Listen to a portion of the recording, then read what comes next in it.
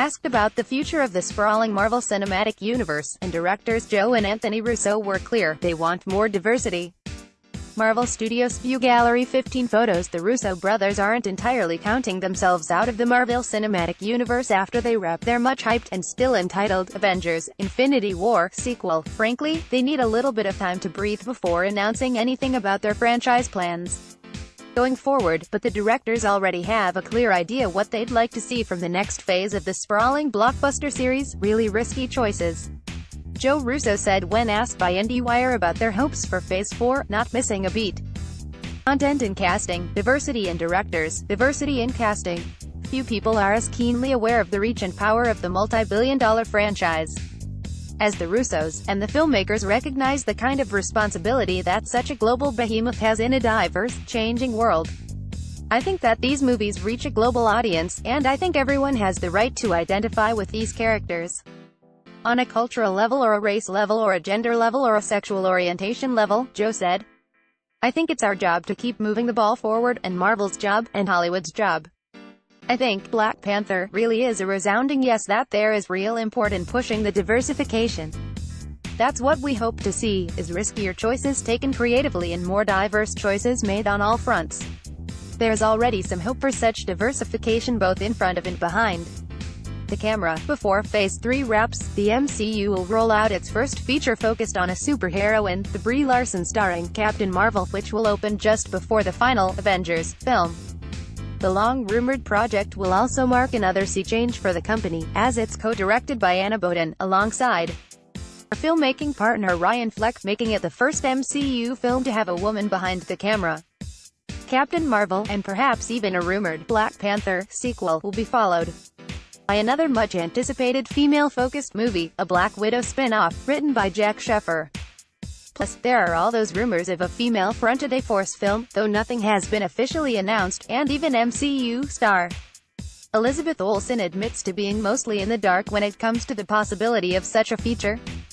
Still, the studio has staked out release dates for films well into 2022. When IndieWire spoke to Marvel Studios head Kevin Feige last month, he also pointed to Ryan Coogler's smash hit Black Panther for proof that Marvel moviegoers are eager for new stories made by diverse talents, as audiences stay with us and audiences keep telling us, as they certainly did all around the world with Black Panther, that they're embracing new ideas and new visions and new places and new ways of telling stories. We will just continue to grow and build on that," Feige said at the time. Black Panther, Marvel Studios. The Russos are similarly high on Coogler, along with other young filmmakers who are either already inside the Marvel bubble, like Spider-Man: Homecoming director John Watts, or indie stalwarts Fleck and Boden, or angling for a chance to join the fray, one of the dozens of directors rumored to be in consideration for the Black Widow gig. Look at Ryan Coogler, look at what he's accomplished in his career at the age that he's at, Joe said. It's staggering. He's incredibly talented and he's created one of the most important movies in movie history. There's a lot of important things to be said by younger filmmakers, and I think they're willing to take bigger chances. The fact that they're coming from outside the system is incredibly important, because they understand risk-taking and they endorse risk-taking.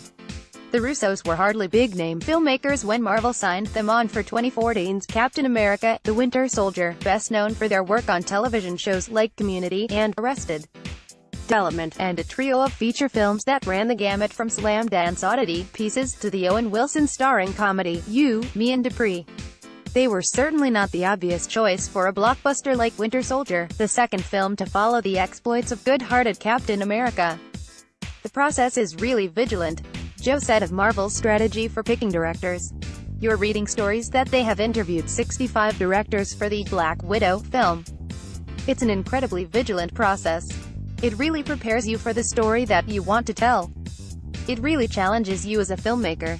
They really challenge the filmmakers to win the job. I think that when people do win the job, that they've earned it and that they have something to say. The Russos believe that the challenge for filmmakers to really win the job, to tell their stories, has already allowed the MCU to sneak some wild stuff into their films, to say nothing of the jaw-dropping twist in their Infinity War that hints at the kind of diverse, risky path the Russos hope becomes old hat for Phase 4. Kevin Feige said something to us one time that I'll never forget. It was right after Winter Soldier came out and we realized it was working. He said, "Can you believe that? We got to make a political thriller because we wrapped it as a superhero movie. It's a simple statement." Joe's brother and co-director Anthony said, "Marvel has made so many extreme choices since then, sometimes that may not seem as significant, but at the time, Winter Soldier was a really odd choice for them, a risky choice." He continued, "I think that's what's so inspiring about them. The goal of using the commercial accessibility of this material in a way that goes way beyond what is expected of or typical to that genre. That's the miracle of Marvel, and that, I think, is all of our responsibility." Avengers: Infinity War is currently in theaters. Stay on top of the latest breaking film and TV news.